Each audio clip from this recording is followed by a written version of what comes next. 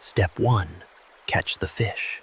Step 2, gaslight the fish into thinking this is a spa day.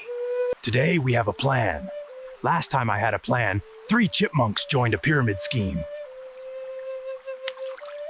Kevin the trout looked me in the eye and whispered, "Coward!"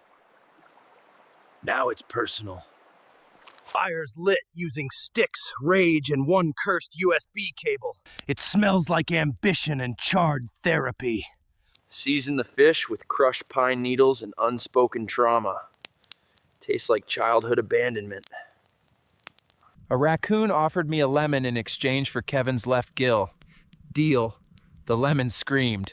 I used it anyway. You call this medium rare? I screamed, then basted him. Anyway, the fire summoned a lawyer. Kevin's suing me from beyond.